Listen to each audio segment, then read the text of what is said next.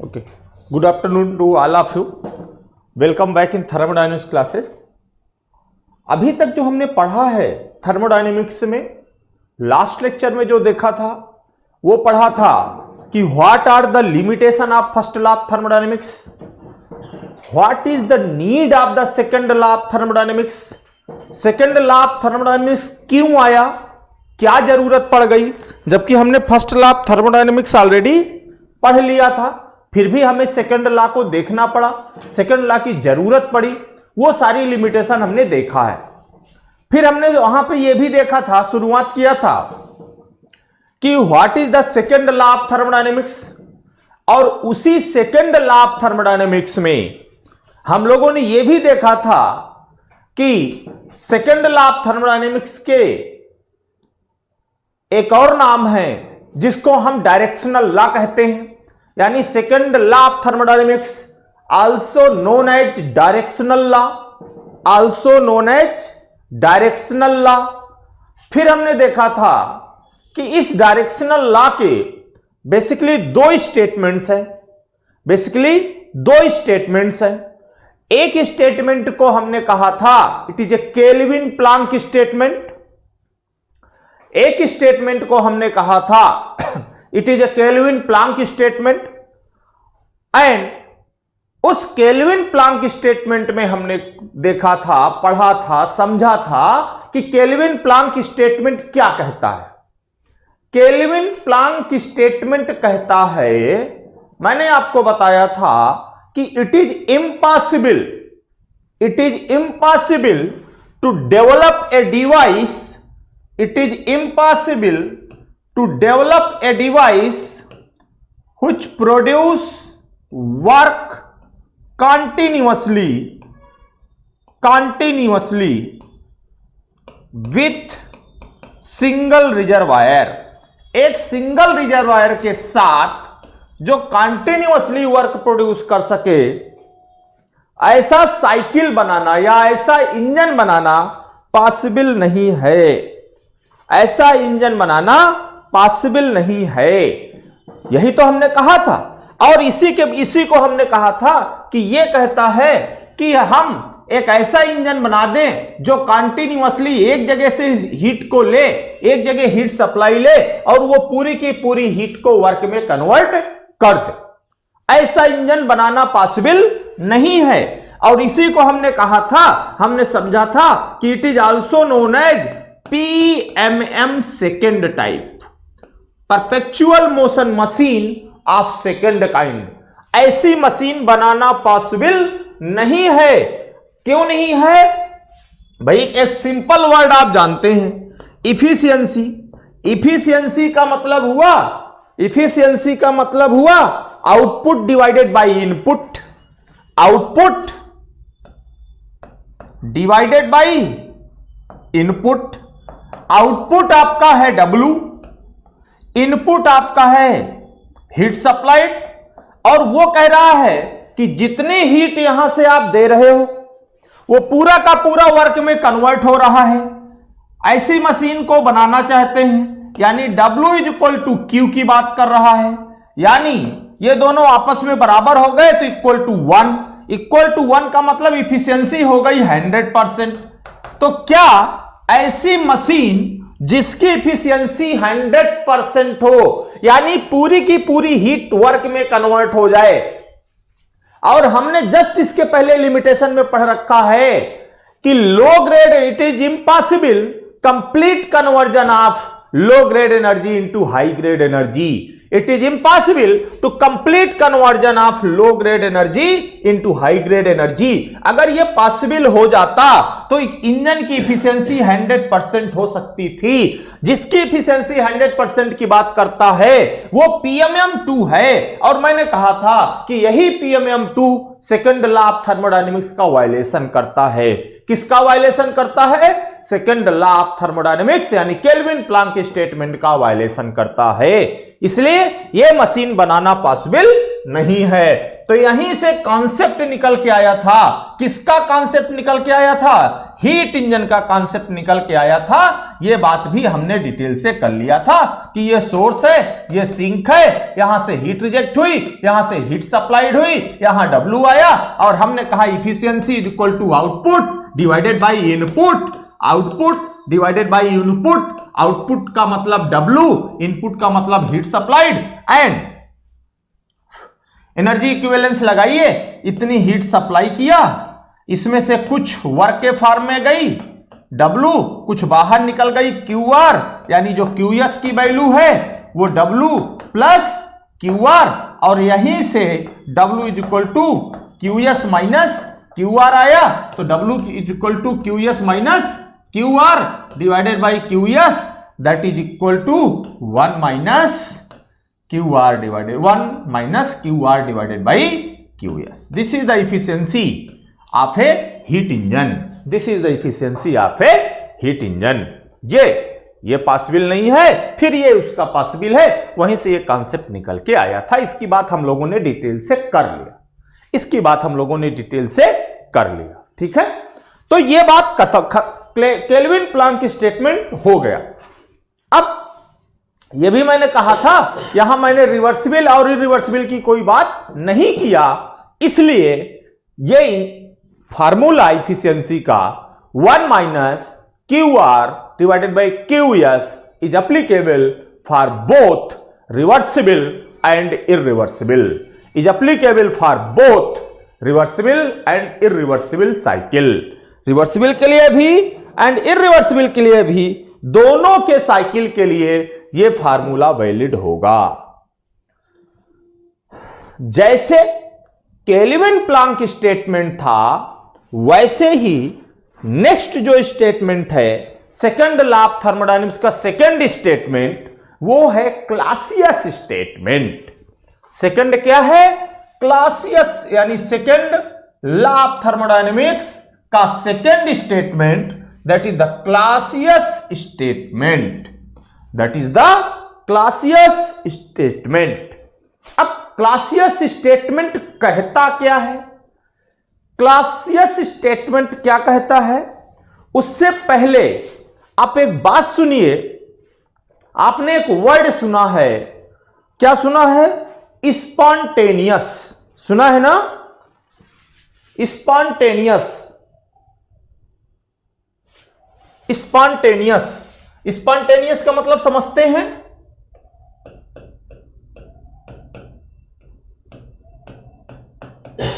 Spontaneous, spontaneous का क्या मतलब है?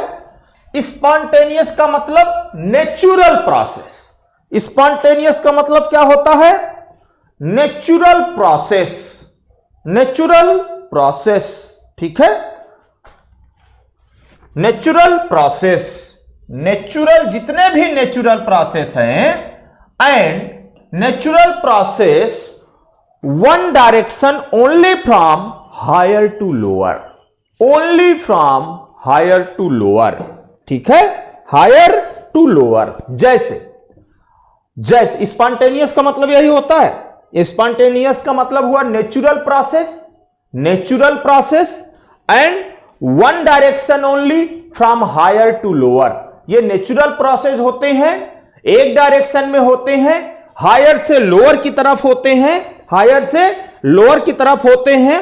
जैसे water flow, flow of water. जब आप वाटर फ्लो की बात करते हैं तो वाटर हमेशा अप से डाउन की तरफ फ्लो होता है। Water that is the natural process, ऊपर से नीचे की तरफ फ्लो होता है।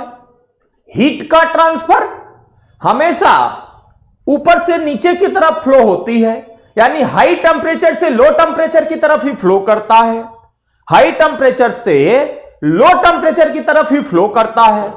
This is the meaning of spontaneous, these are the natural process and transfer from one direction only from higher to lower. अगर हमें इसका उल्टा करना है, अगर हमें इसका उल्टा करना है, जैसे पानी को ऊपर से नीचे ना लाकर, भाई ऊपर से नीचे गिराना है तो मुझे किसी पंप की जरूरत नहीं है, मुझे किसी पंप की जरूरत नहीं है कि मुझे पंप करके वहां तक पहुंचाना है। कहते हैं ढाल है, ऊपर से गिरा रहे हो, अपने आप पानी पहुंच जाएगा। लेकिन अगर नीचे से ऊपर चढ़ाना है तो मुझे किसी की रिक्वायरमेंट है, वो पंप लगाना पड़ेगा। जब पंप उस पर काम करेगा तब वो पानी नीचे से ऊपर जाएगा, तब वो पानी नीचे से ऊपर जाएगा। सिमिलरली अगर मुझे हीट का ट्रांसफर नीचे से यानी लो टेम्परेचर से हाई की तरफ भेजना है तो ये तभी होगा जब मैं उसमें कुछ एक्सटर्नल यानी बाहर से काम करूं, यानी बाहर से काम करूं। कहने का मतलब है कि अगर हम बात करें कि हीट का ट्रांसफर कराना है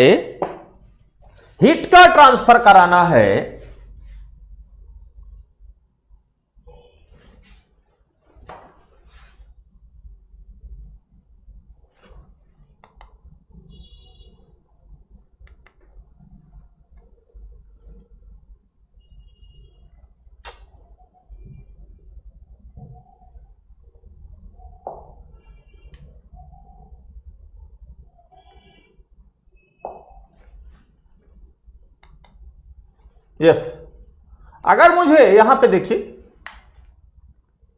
अगर मुझे हीट का ट्रांसफर कराना है तो हीट के ट्रांसफर को कराने के लिए भाई अगर मान लीजिए ये मेरा सोर्स है, कुछ भी है यहां पे ऊपर, ये एक सोर्स है, ठीक है।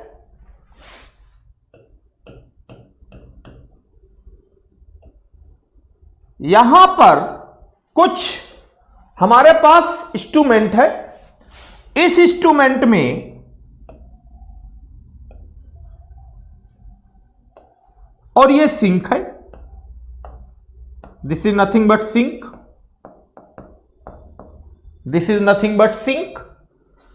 ठीक है। सिंक का मतलब lower temperature T lower, source का मतलब हायर टेम्परेचर टी हायर। यहां से हीट का ट्रांसफर कराना है, यहां से कुछ हीट का ट्रांसफर कराना है और ऊपर की तरफ ले जाना है। तो मैंने अभी आपको स्पॉन्टेनियस यानी नेचुरल प्रोसेस बताया कि अगर आप हीट का ट्रांसफर या केवल वन डायरेक्शनल होते हैं, जैसे पानी को ऊपर से नीचे गिराना, हीट को हायर से लो की तरफ ले जाना, वैसे ही अगर हम कहते हैं कि हम हीट का ट्रांसफर लो से हाई की तरफ कराना चाह रहे हैं, लो से हाई की तरफ कराना चाह रहे हैं, तो ये क्या पॉसिबल है ऐसा इंजन बनाना बिना किसी एक्सटर्नल वर्क के? पानी को नीचे से ऊपर ले जाना है तो पंप लगाना पड़ेगा। हीट का ट्रांसफर एक जगह से दूसरी जगह लोअर टेम्परेचर की तरफ ले जाना है तो हमें ब्लोअर लगाना पड़ेगा, या रेफ्रिजरेटर को काम कराना है।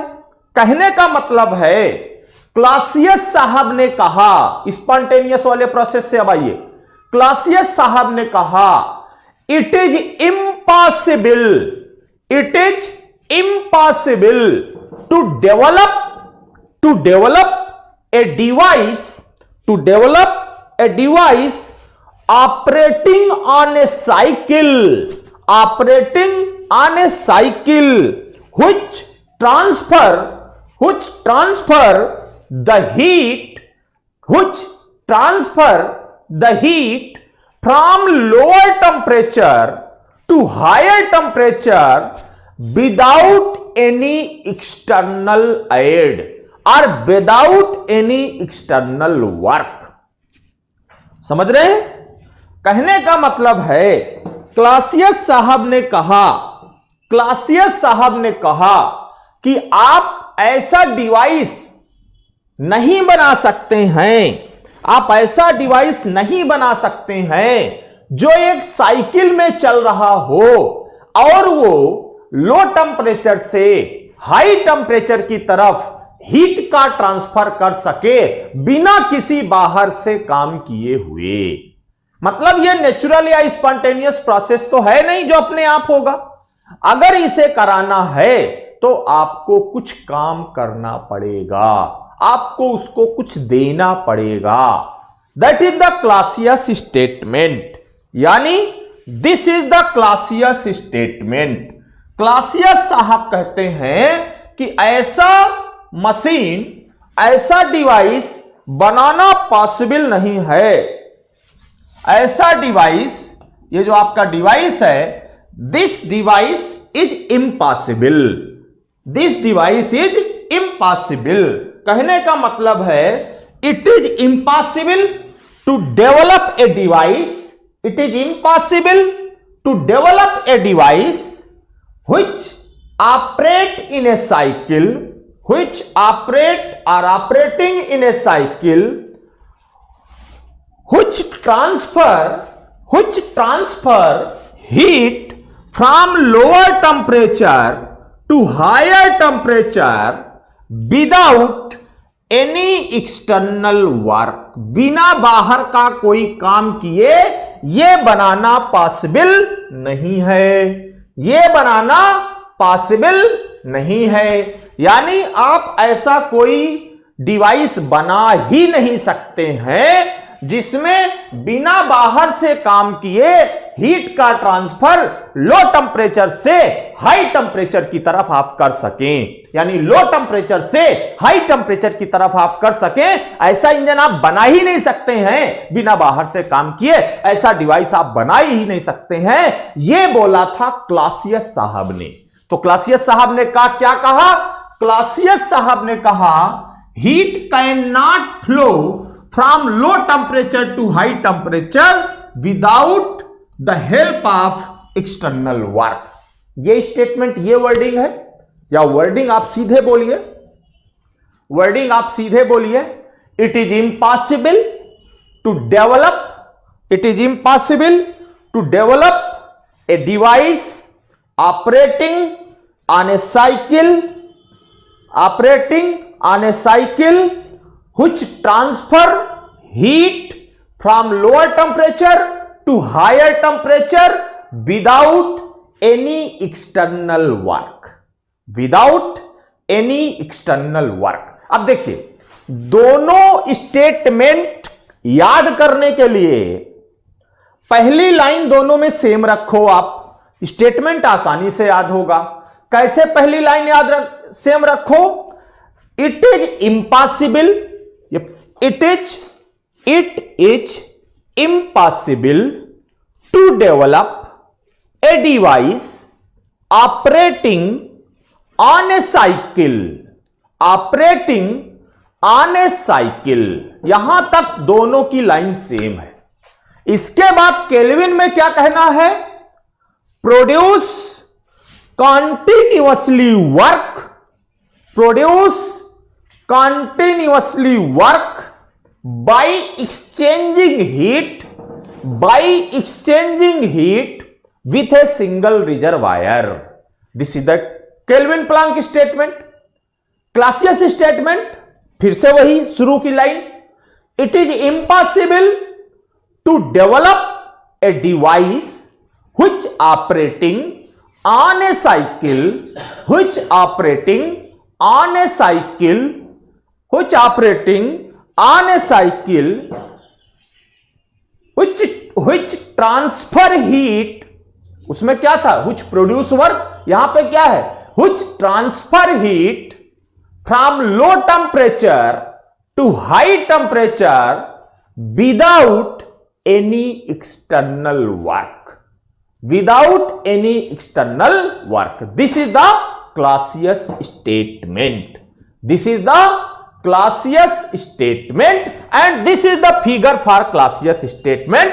अगर आप W0 करोगे तो यह पॉसिबल नहीं है कि सॉरी हीट का transfer from this to this कर सको, ऐसा पॉसिबल हो ही नहीं सकता, ऐसा पॉसिबल हो ही नहीं सकता। वो कौन कह रहा है? ये कह रहे हैं केल्विन साहब। अच्छा भाई, अब अगर ये पॉसिबल नहीं हो सकता तो क्या पॉसिबल हो सकता है? जैसे जैसे केल्विन प्लांक स्टेटमेंट में जो पॉसिबल नहीं था और जो पॉसिबल हुआ तो कॉन्सेप्ट आ गया हीट इंजन का। सिमिलरली क्लासियस स्टेटमेंट में जो पॉसिबल नहीं है, जब उसमें पॉसिबिलिटी ढूंढे तो कॉन्सेप्ट आया किसका? रेफ्रिजरेटर एंड हीट पंप का। रेफ्रिजरेटर एंड हीट पंप का। तो क्लासियस स्टेटमेंट के बाद जो कॉन्सेप्ट निकल के आया वो कॉन्सेप्ट आया क्या? Refrigerator and heat pump. Refrigerator and heat pump, ठीक है। Refrigerator and heat pump, this is the graphical representation of क्या? Refrigerator. This is the graphical representation of refrigerator की बात करें या हीट पंप की बात करें, but this is the graphical representation of Clausius statement. This is the graphical representation of Clausius statement. अब सुनिए भाई, मैंने कहा यह फिगर है उसका। अब अगर यहां से कॉन्सेप्ट आया किसका? रेफ्रिजरेटर एंड हीट पंप का। यहां से क्या आया? कॉन्सेप्ट आया रेफ्रिजरेटर एंड हीट पंप का। अब हम एक एक की बात करते हैं भाई, वो कॉन्सेप्ट कैसे आया जरा देखते हैं। पहले रेफ्रिजरेटर की बात कर लेते हैं, फिर हीट पंप की बात कर लेते हैं। पहले रेफ्रिजरेटर की बात कर लेते हैं, फिर हीट पंप की बात कर लेते हैं।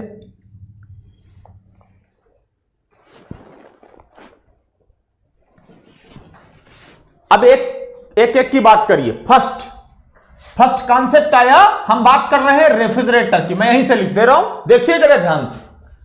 रेफ्रिजरेटर का कॉन्सेप्ट आया किसके बाद? क्लासियस स्टेटमेंट के बाद।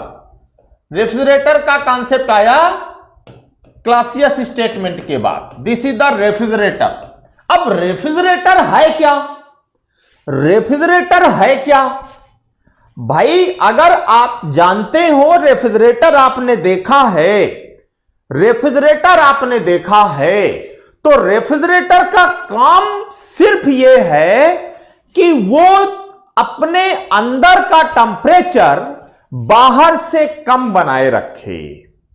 अपने अंदर का टेंपरेचर बाहर से कम बनाए रखे, यही तो है ना, और कुछ तो नहीं है। यानी कहने का मतलब है कि refrigerator is a device which maintain lower temperature compare to surrounding and lower temperature to be maintain continuously operating on a cycle.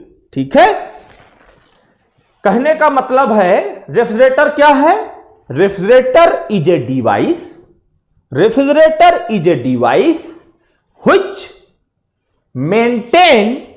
which maintain lower temperature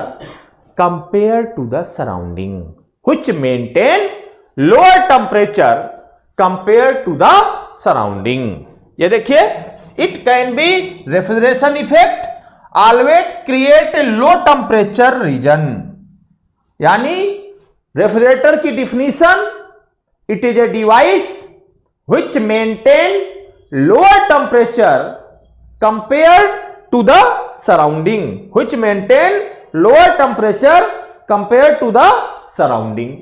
And lower temperature maintain continuously.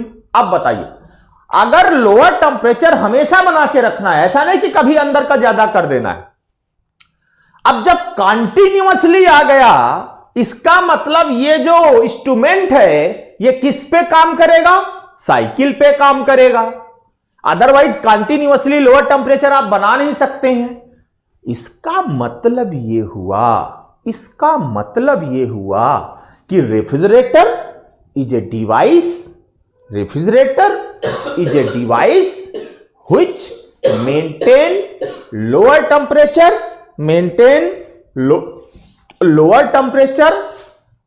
compared to the surrounding, and for lower temperature to be maintained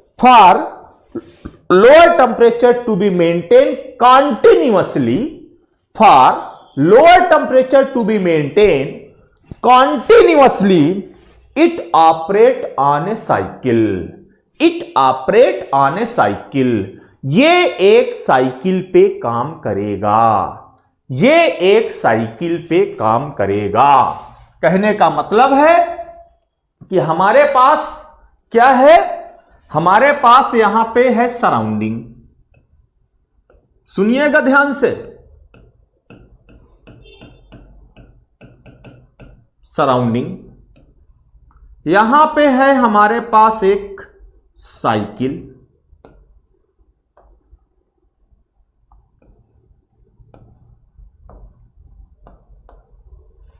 ठीक है। नीचे हमारे पास storage है, जहां पे हमारा storage है, जहां का टेम्परेचर मेंटेन करना है। इसका टेम्परेचर ज्यादा होगा सराउंडिंग का, T higher is equal to T1। इसका टेम्परेचर कम होगा, यानी T lower is equal to T2। और देखिए, मैंने कहा ये क्लासियस स्टेटमेंट से आया है, मतलब ये हीट का यहां से हीट को अब्स्ट्रैक्ट करेगा, यहां से इसने हीट को अब्स्ट्रैक्ट किया, यहां से इसने हीट को अब्स्ट्रैक्ट किया, यानी लिया, यहां से इसने हीट को लिया, और यहां से लेने के बाद इसने हीट सराउंडिंग पे छोड़ा, दैट इज Q1। और ये लोअर से हीट तब बाहर करेगा जब कुछ इसको हम वर्क देंगे। अगर वर्क नहीं देंगे तो फिर ये वायलेशन ऑफ सेकेंड लॉ हो जाएगा, यानी क्लासियस स्टेटमेंट का वायलेशन कर देगा। तो अगर हमने इसको कुछ वर्क दे दिया तो ये हीट का ट्रांसफर यहां से यहां कर सकता है। यानी भाई क्लासियस स्टेटमेंट क्या कहता है कि ऐसा डिवाइस बनाना पॉसिबल नहीं है जो लो टेम्परेचर से हाई टेम्परेचर पर हीट का ट्रांसफर कर सके, और वो एक साइकिल पे रन कर रहा हो बिना किसी एक्सटर्नल वर्क के। अगर हम एक्सटर्नल वर्क दे दें तो वो हीट को यहां से यहां ट्रांसफर कर सकता है। अगर मैं यहां से इसको कुछ वर्क दे दूं तो वो हीट को यहां से यहां क्या कर सकता है, ट्रांसफर कर सकता है। क्या कर सकता है, ट्रांसफर कर सकता है। मतलब मैंने इसको वर्क दिया, अब देखिए, जब मैंने इसको वर्क दिया तो इसका मतलब it is power observing device. जब मैंने इसको वर्क दिया मतलब मैंने इसे पावर दिया, तब ये चला, तब ये स्टोरेज से हीट लिया और सराउंडिंग हायर टेम्परेचर पर भेज पाया। इससे पहले वाले में क्या था, हीट इंजन, वो इंजन चला था, उसने हमें कुछ वर्क दिया था, तो वो पावर प्रोड्यूसिंग डिवाइस थे। इसको हमने वर्क दिया है इसलिए ये पावर ऑब्जर्विंग डिवाइस है। जो पावर प्रोड्यूसिंग डिवाइस थे उसमें हमने क्लॉकवाइज एरो बनाया था नीचे की तरफ, याद करिए, इसको नीचे इसको ऊपर, यानी क्लॉकवाइज घुमाया था, एक्सपेंशन वाला, याद करिए, पीछे पढ़ाया हूं। ये पावर को ऑब्जर्व करने वाले हैं, तो इसका मतलब ये एंटी क्लॉकवाइज घूमेंगे। भाई अगर पावर देने वाला क्लॉकवाइज घूम रहा है तो हम पावर प्रोड्यूसिंग कहे, तो ये एंटी क्लॉकवाइज घूमेगा तभी पावर ऑब्जर्विंग कहेंगे। मतलब यह हुआ पावर ऑब्जर्विंग डिवाइस, मतलब यह हुआ पावर ऑब्जर्विंग डिवाइस। यानी refrigerator is A power observing device which run on a cycle and it maintain lower temperature in the storage with respect to surrounding, with respect to surrounding। यानी ये एक ऐसा device है जो lower temperature को maintain रखेगा, जो lower temperature को बना के रखेगा, एक साइकिल पे रन करेगा, लेकिन ये लोअर टेम्परेचर तब मेंटेन कर रखेगा जब हम इसको वर्क देंगे। यानी ये पावर ऑब्जर्विंग डिवाइस होगा। ये क्या होगा? पावर ऑब्जर्विंग डिवाइस होगा। इतनी बात क्लियर हो गई। तो रेफ्रिजरेटर क्या है? Refrigerator is a device which maintain lower temperature compared to surrounding and for maintaining lower temperature continuously it run on a cycle and this cycle is a power observing, यानी this instrument is a power observing device, this instrument is a power observing device। अब बताइए हमने जब heat engine का concept पढ़ा, भाई refrigerator समझ में आया?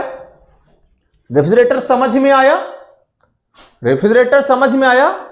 कहने का मतलब है कि अगर आप बात करते हैं कि जब हीट इंजन पढ़े थे तो हमने पढ़ा था भाई कोई साइकिल होगा तो उसकी इफिशियंसी होगी, तो efficiency is equal to output divided by input. अब बताइए क्या इस रेफ्रिजरेटर ने हमें कोई वर्क दिया? नहीं दिया। जब इसने वर्क दिया ही नहीं तो आउटपुट कहां से आया? इसका मतलब in this case the term efficiency have no meaning, the term efficiency have no meaning. जो इफिशियंसी टर्म है उसका कोई मीनिंग नहीं है, क्योंकि उसमें हमें आउटपुट तो कुछ मिलता ही नहीं है। तो जो पावर ऑब्जर्विंग डिवाइस होते हैं उनमें इफिशियंसी जैसा कोई टर्म नहीं यूज करते, इफिशियंसी जैसा कोई टर्म नहीं यूज करते, क्योंकि आउटपुट क्या है? आउटपुट तो कुछ है नहीं, आउटपुट नहीं होगा तो फिर इफिशियंसी जैसा टर्म यूज नहीं किया जाएगा। अगर वो नहीं यूज किया जाएगा तो यूज क्या करेंगे? एक नया टर्म आया। क्या आया? एक नया टर्म आया। इसको यूज करने के लिए भाई कुछ तो बताना पड़ेगा, और उस नए टर्म को कहा गया कोफिशिएंट ऑफ परफॉर्मेंस। उस नए टर्म को कहा गया coefficient of performance. Coefficient of performance क्या कहा गया? Coefficient of performance.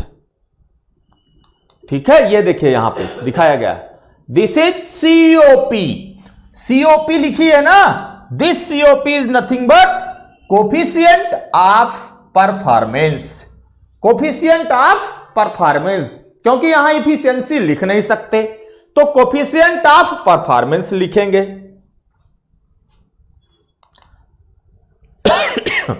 Coefficient of performance is equal to desired effect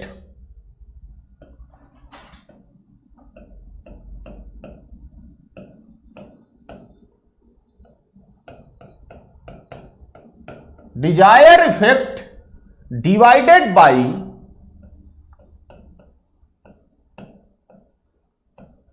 energy input। Coefficient of performance is equal to desired effect divided by energy input। अब ध्यान से concentrate रटना नहीं है, ध्यान से सुनिएगा। एनर्जी इनपुट का मतलब जितना हमने उसको सप्लाई किया, एनर्जी इनपुट का मतलब जितना हमने उसको सप्लाई किया, वो तो हमें पता है, हमने उसको W दिया, तो this is the energy input, this is the energy input. अब बात ये आई कि ये डिजायर इफेक्ट क्या है, कहां से आया भाई? डिजायर्ड इफेक्ट क्या है? मतलब आप जो चाहते हैं वही डिजायर इफेक्ट है। आप क्या चाहते हैं? आप क्या चाहते हैं?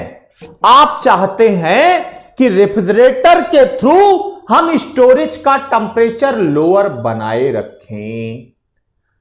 रेफ्रिजरेटर के थ्रू स्टोरेज का टेंपरेचर लोअर बनाए रखें, यही रेफ्रिजरेटर है, यही रेफ्रिजरेटर का काम है।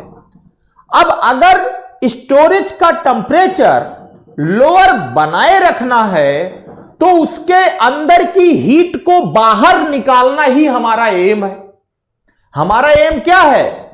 जो स्टोरेज के अंदर हीट है उसको बाहर कंटिन्यूअसली निकालते रहें, कंटिन्यूअसली निकालते रहें, तो वो हमारा स्टोरेज ठंडा बना रहेगा। अब कंटिन्यूअसली जो हीट निकाल रहे हैं that is the desire effect. जो कंटिन्यूअसली हीट बाहर निकाल रहे हैं that is the desired effect. वो क्या है? वही है डिजायर इफेक्ट। वही क्या है? वही है डिजायर इफेक्ट। वही क्या है? उसी को मैंने कहा कि वही है डिजायर इफेक्ट। यानी जो हीट आप स्टोरेज से बाहर निकालें उसी को डिजायर इफेक्ट कहा जाता है। तो याद रखिएगा, डिजायर इफेक्ट को देखने के लिए मैं उस साइड पे देखूंगा जहां पे मेरा एम है, जो मैं करना चाहता हूं। जैसे रेफ्रिजरेटर के केस में मैं स्टोरेज को ठंडा रखना चाहता हूं, तो उधर वाली जो हीट निकल रही है वही डिजायर इफेक्ट होगी। वही क्या होगी? डिजायर्ड इफेक्ट होगी। अब यहां देखें तो COP is equal to desire effect क्या होगी? स्टोरेज से जो हीट बाहर आ रही है भैया, कौन सी हीट बाहर आ रही है स्टोरेज से? स्टोरेज है, इससे हीट कौन सी बाहर आ रही है? Q2। Q2 को आप निकाल रहे हो, तो this Q2 is the desire effect. This Q2 is the desire effect. इसलिए यहां पे लिखेंगे Q2 divided by energy input, मतलब W। क्या हुआ? W। ठीक है। अब जरा यहां भी एनर्जी बैलेंस इक्वेशन लगा देते हैं। एनर्जी बैलेंस इक्वेशन कहता है कि जितना आपने उसको दिया है उतना ही बाहर जाएगा, तो बाहर जाने वाला तो Q1 है, और इसके अंदर मशीन के अंदर जो आने वाला है वो है W और Q2। तो इधर से हुआ W, इधर से हुआ Q2, इधर से हुआ Q1, मतलब Q1 is equal to W plus Q2, यानी W is equal to Q1 minus Q2। W is equal to Q1 minus Q2। यह हर जगह होगा, यह हर जगह होगा। यानी COP is equal to Q2 divided by Q1 minus Q2। Q2 divided by Q1 minus Q2। तो ऊपर Q2 आएगा, नीचे Q1 माइनस Q2 रहेगा। ऊपर Q2 आएगा, नीचे Q1 माइनस Q2 रहेगा, क्योंकि यहां Q2 ही डिजायर इफेक्ट है। Q2 क्या है? डिजायर इफेक्ट है, इसलिए ऊपर हमने Q2 को रखा है। नीचे एनर्जी इनपुट W है और W की वैल्यू Q1 माइनस Q2 है। This is the concept of refrigerator. And ये जो इक्वेशन हमने निकाला, मैंने कहीं नहीं बोला कि ये रेफ्रिजरेटर रिवर्सिबल है कि इरिवर्सिबल है। तो अगर कहीं नहीं बोला, इसका मतलब this equation is valid for both reversible and irreversible. Reversible और इरिवर्सिबल दोनों के लिए यह इक्वेशन वैलिड होगा। दोनों के लिए, चाहे वो रिवर्सिबल रेफ्रिजरेटर हो चाहे वो इरिवर्सिबल हो, दोनों के लिए यह रेफ्रिजरेटर वैलिड होगा। तो इसमें सबसे ज्यादा ध्यान देने वाली बात है वो है desire effect. Divided by energy input तो होगा, लेकिन डिजायर इफेक्ट किसको ले? तो याद रखिए, जो आपका एम हो उसके पास वाली जो एनर्जी बाहर निकल रही है, या जो उसके पास वाली एनर्जी है, वही उसका क्या है? डिजायर्ड इफेक्ट है। वही उसका क्या है? डिजायर्ड इफेक्ट है। मतलब समझिए ध्यान से, ठीक है? तो this is the desire effect Q2। तो this is the COP for refrigerator. This is the COP for refrigerator. ये बात समझ में आई? अब नेक्स्ट जो हमारे लिए है वो है हीट पंप। वो है हीट पंप। हीट पंप का काम क्या है? हीट पंप का काम क्या है?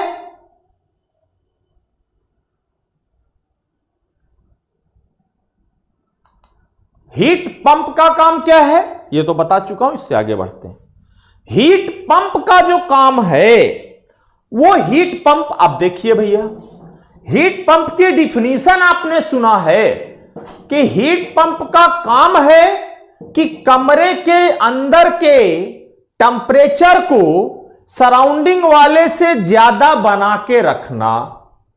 यही तो हीट पंप का काम है। तो heat pump is a device which maintain higher temperature compare to the surrounding. Which maintain higher temperature compare to the surrounding.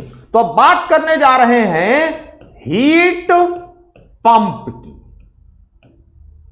बात करने जा रहे हैं हीट पंप की। देखिए जरा, हीट पंप, रेफ्रिजरेटर का कॉन्सेप्ट समझ में आया।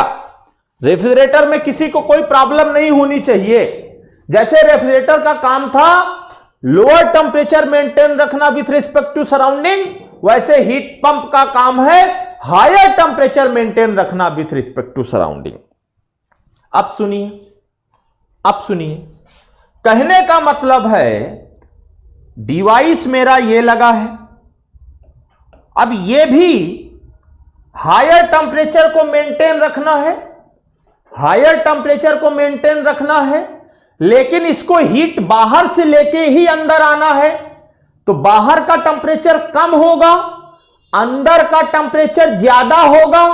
तो कम टेंपरेचर से हीट को लेना है, अंदर वाले पे हीट को बढ़ाना है। तो हीट का ट्रांसफर लो से हाई की तरफ करना है, मतलब इसको मुझे बाहर से वर्क देना पड़ेगा। It is also power observing device. भाई लो टेंपरेचर से हीट को लेना है,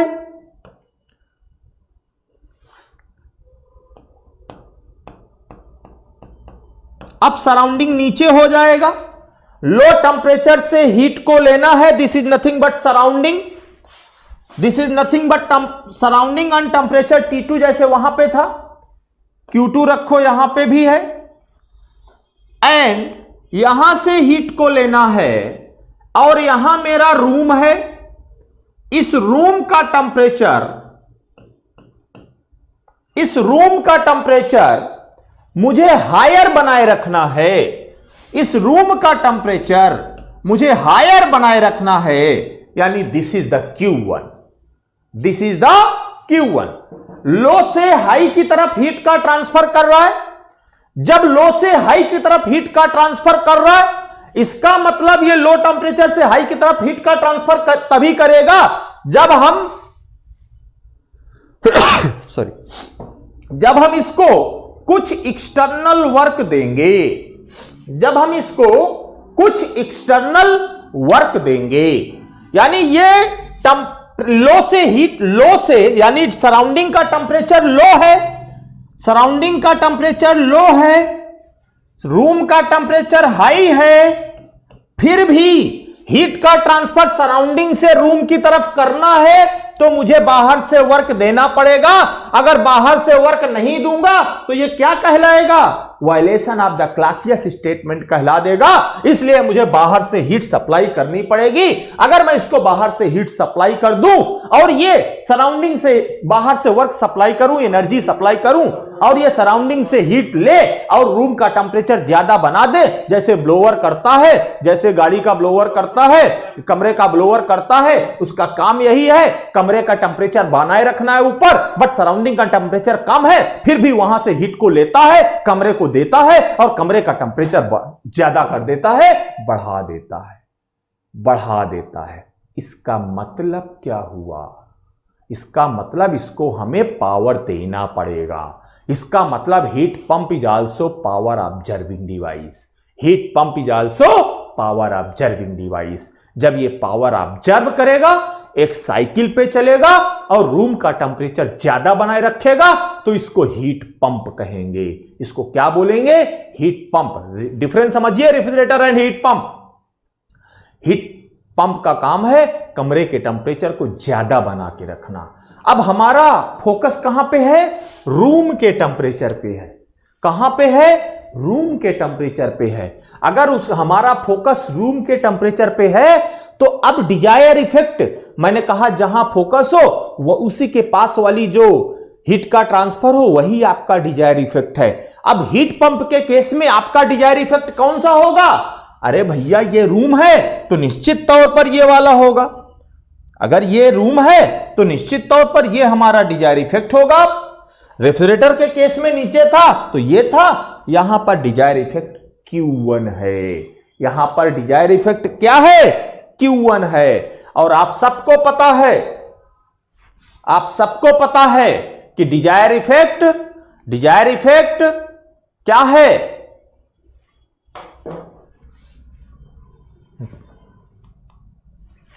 COP of heat pump, COP of heat pump, वो COP ऑफ रेफ्रिजरेटर था, ये COP ऑफ हीट पंप है, इज इक्वल टू, ये भी पावर ऑब्जर्विंग है तो इफिशिएंसी का कोई मतलब है नहीं है। इसका मतलब COP is equal to desire effect divided by energy input. अब इसका डिजायर इफेक्ट मैंने क्या कहा, क्या होगा? जहां पर आपका फोकस है उसकी पास वाली जो हीट है वो इसका डिजायर इफेक्ट है, तो इसका डिजायर इफेक्ट कौन होगा? Q1 होगा। तो Q1 डिवाइडेड बाई W, और W की वैल्यू फिर से वैसे ही निकाल दो भाई। यहां से इसको हमने हीट बाहर निकली Q1, वर्क दिया W, हीट अंदर गई Q2, तो यहां से मिला Q1 is equal to W plus Q2। तो इसका मतलब हुआ W is equal to Q1 minus Q2, W is equal to Q1 minus Q2। तो COP of heat pump is equal to Q1 divided by Q1 minus Q2। अब ये Q1 का मतलब Q higher भी आप लिखते हैं कहीं कहीं, Q2 का मतलब Q लोअर भी आप लिखते हैं कहीं कहीं। तो इसका मतलब अगर COP ऑफ हीट पंप की बात करें तो ऊपर Q1 आएगा यानी हायर वाला, divided by Q1 minus Q2। अगर रेफ्रिजरेटर की बात करें तो ऊपर Q2 आएगा, नीचे Q1 माइनस Q2। तो this is the COP of a refrigerator, this is the COP of a refrigerator, and इससे पहले जो बताया वो COP of a COP of a क्या? COP of a, this is the COP of a heat pump, this is the COP of a heat pump. और इसके पहले जो बताया था that is the COP of a refrigerator. वो क्या था? COP of a refrigerator. क्या था? COP of a refrigerator. ठीक है, तो अब क्लासियस स्टेटमेंट से दो इंस्ट्रूमेंट निकल के आए। एक को हमने कहा, क्या कहा? COP of a refrigerator, COP of a refrigerator, यानी एक रेफ्रिजरेटर हुआ और दूसरा heat pump. Refrigerator and heat pump both are power observing device, both are power observing device, but the work of refrigerator is maintain lower temperature with respect to surrounding, and the work of heat pump is maintain higher temperature of the room with respect to surrounding। एक का काम है कम temperature बना के रखना, दूसरे का काम है ज्यादा टेम्परेचर बना के रखना कंटिन्यूअसली, इसलिए दोनों साइकिल पे काम करेंगे। साइकिल उल्टा होगा, एंटी क्लॉकवाइज। जहां ऐसा सिंबल दिख जाए, अब बार बार नहीं बताऊंगा, जहां ऐसा सिंबल दिख जाए इसका मतलब समझ लीजिए कि ये पावर ऑब्जर्विंग डिवाइस की बात कर रहा है, बीच में हीट पंप लिखा हो या ना लिखा हो। अगर वो क्लॉकवाइज बना दे इसका मतलब वो हीट इंजन की बात कर रहा है, अगर वो एंटी क्लॉकवाइज बना दे या तो वो रेफ्रिजरेटर की बात कर रहा है और या तो वो हीट पंप की बात कर रहा है। दोनों में से क्या होगा वो डिपेंड करेगा बाद पे, डिपेंड करेगा बाद पे। ठीक है, यानी कहने का मतलब है अगर आप हीट पंप और रेफ्रिजरेटर की बात करते हैं तो these are nothing but reverse of the heat engine. ये हीट इंजन के रिवर्स हैं, ये हीट इंजन का क्या है? उल्टा है। अरे देखिए ना, Q1 अपान Q1 माइनस Q2, और जो इफिशियंसी निकालते हैं वो Q1 minus Q2 by Q1 होता है। यानी heat pump is reverse of the heat engine. ये रिवर्स पे काम करते हैं, रिवर्स साइकिल पे काम करते हैं, इसलिए हीट पंप और रेफ्रिजरेटर की बात आई। दोनों की COP हमने अलग अलग निकाल लिया है। दोनों की COP आप याद रखिएगा, दोनों की COP भूलिएगा नहीं। इसकी COP कहेगा तो ये है और इसकी COP कहेगा तो ये है, इसकी COP कहेगा तो ये है। दिस इज द COP किसकी? रेफ्रिजरेटर की। This is the COP of refrigerator and this is the COP of a heat pump. This is the COP of a heat pump. ठीक है भाई, यहां पे डिजायर इफेक्ट देखिए, COP refrigerator, desire effect divided by energy input. ठीक है, अब Dzire effect देखिए, यहां पे आप कंफ्यूज हो जाएंगे, इसलिए मैंने आपको सिर्फ ये कंफ्यूज करने वाली चीजें हैं, यहां से आप कंफ्यूज हो गए। This is the better way. आप सिर्फ क्या याद रखो? आप याद रखो कि डिजायर इफेक्ट, बस ऊपर क्या आएगा? Desire effect. रेफ्रिजरेटर के केस में डिजायर इफेक्ट कौन होगा? रेफ्रिजरेटर के केस में डिजायर इफेक्ट ये होगा, तो इसको ऊपर रखेंगे डिवाइडेड बाय एनर्जी इनपुट। और हीट पंप के केस में डिजायर इफेक्ट कौन होगा? ये होगा, इसलिए हमने इसको ऊपर रखा है। सिंपल सी चीज है, जहां हमारा फोकस हो, जहां हमारा ध्यान हो, जो हमें करना हो, उसके पास वाली हीट को डिजायर इफेक्ट ले लेते हैं और वहीं से कंसीडर करके सॉल्व कर देते हैं। याद रहेगा, भूलेंगे तो नहीं। मैंने clyster clear heat pump refrigerator बताया, यहां से कंफ्यूजन होगा, इसलिए इसको मत देखना जो पहले से पीपीटी में लिखा है। जो मैंने बोला है उसको ध्यान देना, जो मैंने बोला है उसको ध्यान देना। आपको कभी लाइफ में नहीं भूल सकता है, यह रटने की जरूरत नहीं है। यह लिखने का मतलब है कि आप रट रहे हैं, उसको रटना मत बच्चों। अगर आपने रटा तो 100% कंफ्यूज हो जाओगे आप। इसको ध्यान रखो। डिजायर इफेक्ट हीट पंप का क्या है, डिजायर इफेक्ट आपके रेफ्रिजरेटर का क्या है, कभी लाइफ में भूल ही नहीं सकते हो, कभी लाइफ में भूल ही नहीं सकते हो। ठीक है, अब ये दोनों का रिलेशन रेफ्रिजरेशन और हीट पंप, और साथ में फिर हम इसके आगे बात करेंगे, साथ में हम इसके आगे थोड़ा सा बात करेंगे। पीएमएम सेकंड टाइप मैंने बता दिया, फिर से बताने की जरूरत नहीं है। फिर हम कार्नोट साइकिल की बात करेंगे। फिर हम किसकी बात करेंगे? कार्नोट साइकिल की। आप थोड़ा सा इसको देख लो जिससे कि टॉपिक मिक्स ना हो, फिर हम कार्नोट साइकिल पे ही चलते हैं। देखिए ध्यान से, रेफ्रिजरेटर एंड हीट पंप। अब आपसे कहे what is the relation, what is the relation between the refrigerator and heat pump, COP. Relation between COP of heat pump and COP of refrigerator. COP of heat pump and COP of heat refrigerator के बीच में क्या relation है, जबकि वो working में हो between same temperature limit,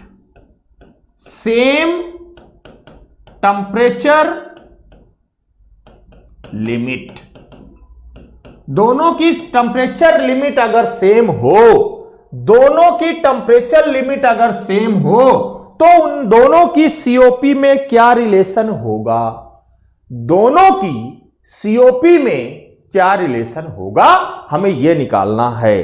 अब आप मुझे बताइए सीओपी, जरा देखिएगा ध्यान से, COP of refrigerator, COP of refrigerator आपने क्या पढ़ा है, COP of refrigerator is equal to Q2 यानी नीचे वाला divided by Q1 minus Q2, यही पढ़ा है, Q2 divided by Q1 minus Q2, this is the one. COP of heat pump क्या पढ़ा है, सीओपी ऑफ हीट पंप क्या पढ़ा है, Q1 divided by Q1 minus Q2, this is the equation number 2। Q1 divided by Q1 minus Q2, this is the equation number 2। अगर मैं equation number 2 minus equation number 1 कर दूं तो क्या होगा, COP of heat pump minus COP of refrigerator is equal to Q1 divided by Q1 minus Q2 minus Q2 divided by Q1 minus Q2, यही होगा। यानी अगर मैं इसको सिंप्लीफाई करके देखूं तो ये क्या हो गया भाई, ये तो बन गया, या दोनों नीचे तो सेम है, तो Q1 minus Q2 divided by Q1 minus Q2, इसका मतलब ये 1 हो गया, ये क्या हो गया, 1 हो गया। इसका मतलब हुआ कि अगर मैं देखूं दोनों के बीच में तो COP of heat pump plus COP of refrigerator is equal to 1।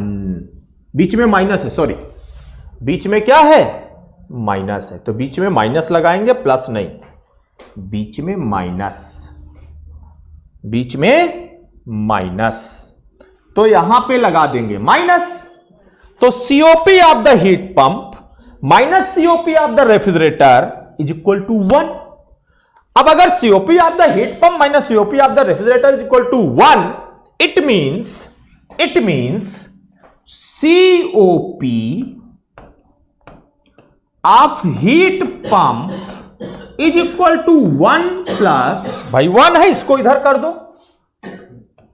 COP of refrigerator, COP of refrigerator, heat pump की जो COP है वो 1 प्लस COP ऑफ रेफ्रिजरेटर के इक्वल होगी, वो 1 प्लस COP ऑफ रेफ्रिजरेटर के इक्वल होगी।